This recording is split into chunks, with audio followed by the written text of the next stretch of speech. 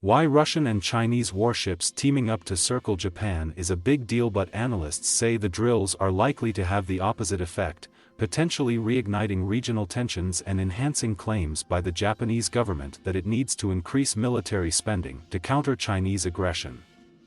The Voyage, billed as the first joint China-Russia naval patrol in the Western Pacific, saw the vessel sail through the Tsugaru Strait that separates Japan's main island and its northern island of Hokkaido, before heading down the nation's eastern coast and then back toward China through the Yosumi Strait off the southern Japanese island of Kyushu. Though foreign vessels are permitted to sail through the Yosumi and Tsugaru Straits, both of which are regarded as international waters, the maneuvers were closely monitored in Japan. It will reinforce the conclusion that Japan has already drawn that China potentially presents a threat to Japan and therefore it has to increase its own defense spending in readiness to deal with it, said Drew Thompson, a former United States Defense Department official and a visiting senior research fellow at the Lee Kuan Yew School of Public Policy at the National University of Singapore. In a statement Monday, the Japanese Defense Ministry described the exercises, which ran throughout last week, as unusual.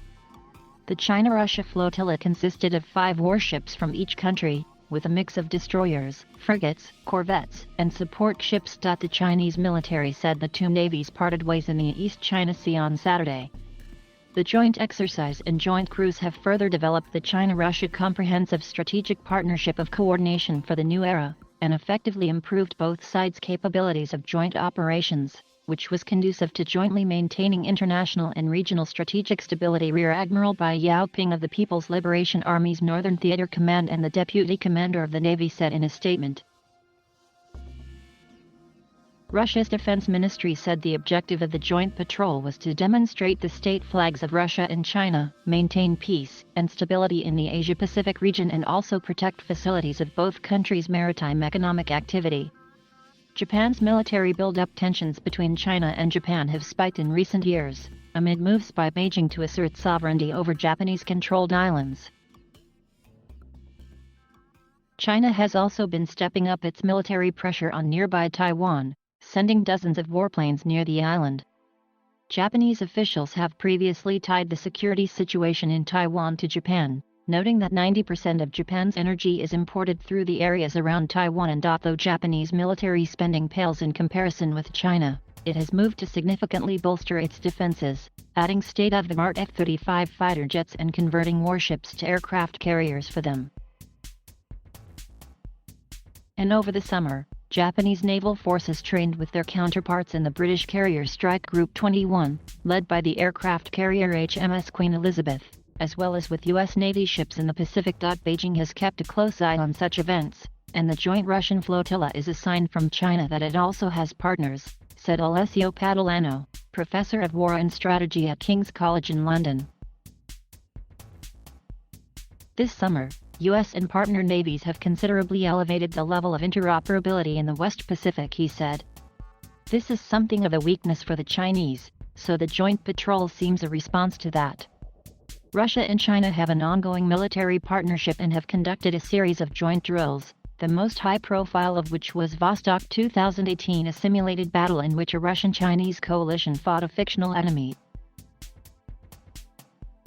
And in August, Russia and China joined forces once again to use a joint command and control system, with Russian troops integrated into Chinese formations, according to a statement by China's defense ministry at the time. China's hypocrisy: the route taken by the joint Chinese-Russian patrol, through the Yosumi Strait at the end of their journey, as well as through the narrow Tsugaru Strait between the main islands of Honshu and Hokkaido earlier in the week, has also attracted a considerable amount of attention.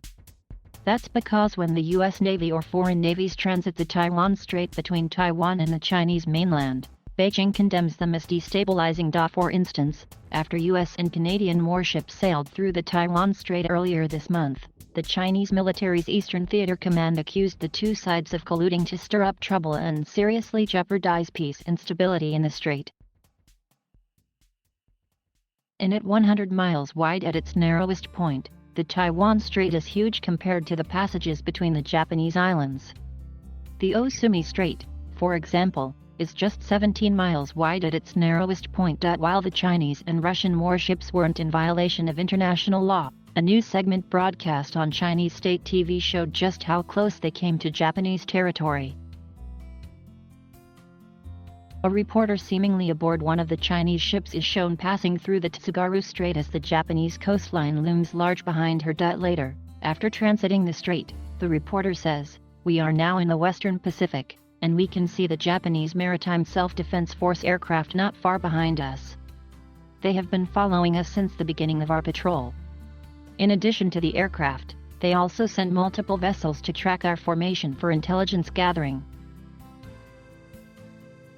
Thompson said China can't espouse one thing then act in the opposite way. "You either support norms or you support power politics," he said of the leadership in Beijing. "This makes their virulent anti-foreign rhetoric extremely hypocritical. They're establishing that it is a very accepted international norm," Thompson said.